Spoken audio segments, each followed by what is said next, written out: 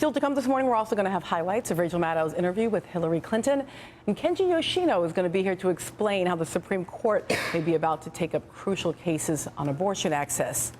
But we turn first to a question of leadership. Wednesday brought the highly anticipated news.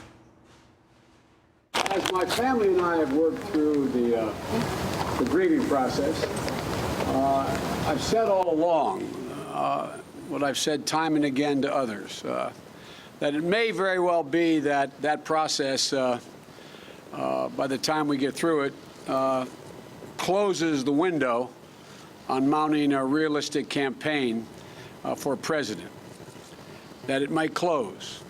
I've concluded it has closed.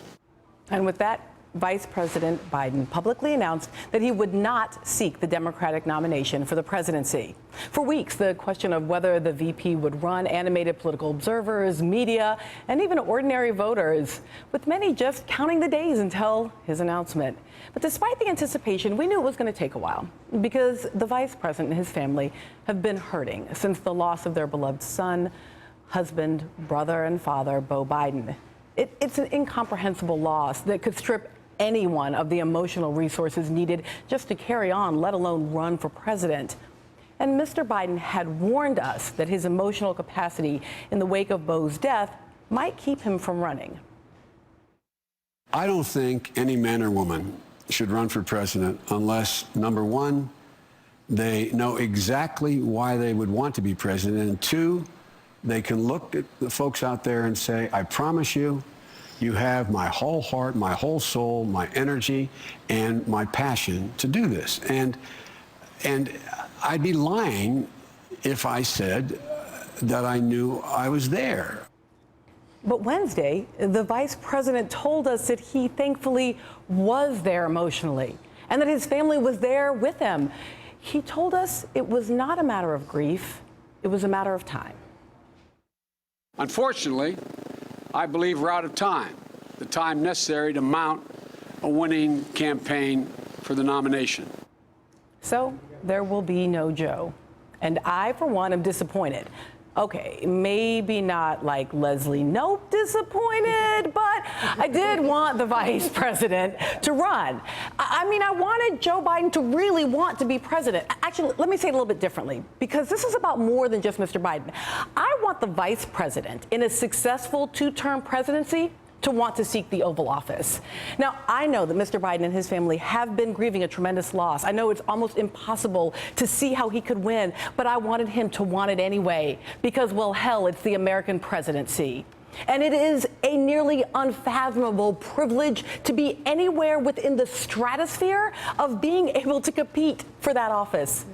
So come on, admit it, political nerds. You have at some point supported one of those quixotic candidates, a candidate who threw her hat into the ring with little name recognition and even fewer dollars. Or maybe you supported him even if he couldn't win because he had such a vision for what he could do as a school board member or a city councilman or even the president that you bought into.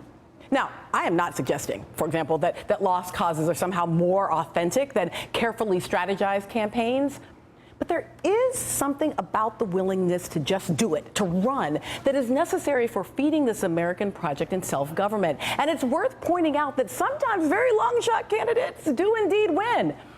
And this year's Republican race is currently shaping up to be one of the most expectation-exploding elections in recent memory. Heck, I even think Senator Sanders is surprised to find himself running as strongly as he has thus far. And yet, we're hearing politicians like Congressman Paul Ryan decide to pursue top-level leadership if and only if victory is a foregone conclusion.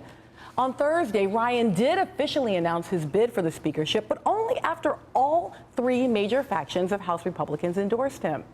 Now, I guess that's good for him, but I'm worried about our system when the certainty of victory is a precondition for getting in the race. So even if he didn't think he could win, I needed Vice President Biden to want it because being the president is a really big deal. And here's the thing. I kind of think the vice president is predisposed to thinking the same way because I want you to listen to him telling the American people that he's not running. I believe the huge sums of unlimited and often secret money pouring into our politics is a fundamental threat to our democracy. We need, as the president's proposed, to triple the child care tax credit. That alone will lead to a dramatic increase in the number of women able to be in the workforce. If I could be anything, I would have wanted to be the president that ended cancer, because it's possible. No, sir. Now, I like you, Mr. Vice President, but this is just mean. You cannot tell me you are not running for president and then set out a vision of campaign finance reform, gender equity, and curing cancer, restoring optimism that would have happened if you had been elected. I mean, that is like flirting with me at the party all night long, refusing to ask me out on a date, and then telling me how cute our kids would have been. No. Now, no one can forget, and no one should underestimate the gravity of the loss that Vice President Biden has suffered. But watching the Vice President, one from a successful administration, outline his would-be presidential agenda and yet decline to run has renewed my anxieties about a troubling anemia affecting the Democratic Party. Say what you want about the GOP choices this year, but at least a whole lot of Republicans want to be president.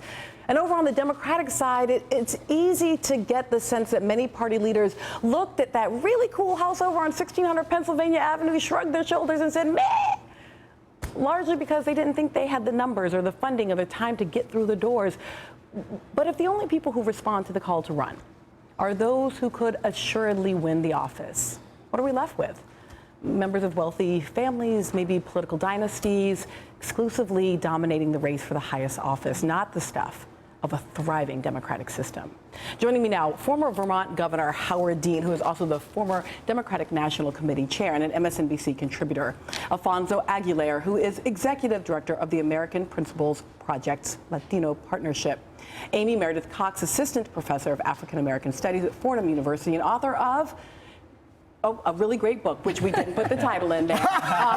It's fantastic. And Eric Borlée, who is the senior fellow at Media Matters for America. Sorry, Amy, we're going to plug the book later. Mr. Dean, I want to come to you. What are your thoughts? Am I wrong on this? Yeah, I think we're in better shape than you think as a democracy. I do agree with Joe on Citizens United. It's a total disaster because it's demoralizing to 80% of the American people who don't think anything they do counts. And so it is a disaster.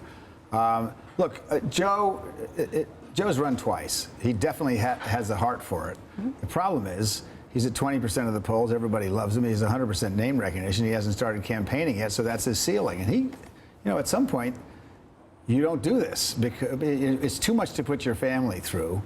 And Hillary is an incredible candidate. I hear you. I hear you. I do, particularly on the family part when you don't see a clear pathway to victory. That said, you know this may be better than anyone else. For Democrats to win in the general, we got to have big turnout. And what happened in 2008, all that anxiety about that hard-fought, very long primary actually ended up being really good for Democrats. And I wonder, with Mr. Biden choosing not to get in, if Democrats have now lost that. Well, see, there's another issue, and it's one of the. I mean, I had decided to support Hillary a long time ago, so that wasn't an issue for me. But if I wanted to run now, I wouldn't, because Bernie's got my slot, essentially the insurgent, and he's doing great. So there's a lot of things that go into this. It's not having done it once. Having found a candidate that I thought would be a better president than why would you do it? Just for the sake of doing it. I thought that Hillary would be the best president of all the people who are running by far. Okay, I got you. And if he'd opted out, if the vice president had opted out and said, you know what, I'm out because I'm looking at Hillary Clinton and I say to myself, right. But that ain't what he did. No, that's he right. dug a little hole, he planted a little shade tree, he put it over, and I was like, excuse me, sir, again. If you're not running, this is tough for me. Well, but the thing is, his heart said to do it, but he listened to his head. I gave the Republicans a lot of credit here by saying that there is a robust group that are running on the Republican side.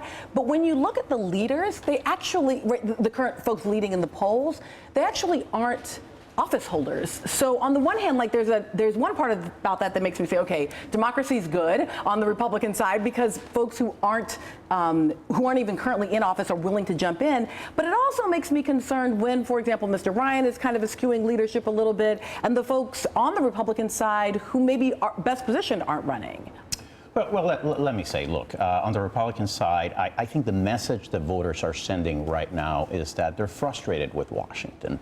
We have a Republican Congress, and they're not governing, they're not legislating, and I think they sent them there to do something different, to advance certain principles, and they can't agree among themselves. Now, in terms of Paul Ryan, look, he knows what John Boehner went through. He doesn't want to go through that. He wants to make sure that if they elect him speaker, they're at least going to respect him, not just going to go against him every time he proposes something. But let me just say one thing about Joe Biden. As a Republican, I would have loved to see Joe Biden in the race. I think he would have challenged Hillary. He would have made those debates certainly much more interesting. I mean, the last debate was so boring, everybody was in agreement. And certainly would have been a great contrast because he's an authentic, honest man, and I think it would be a great contest with Hillary. Oh, see, now that was some shade tree planting over there, too.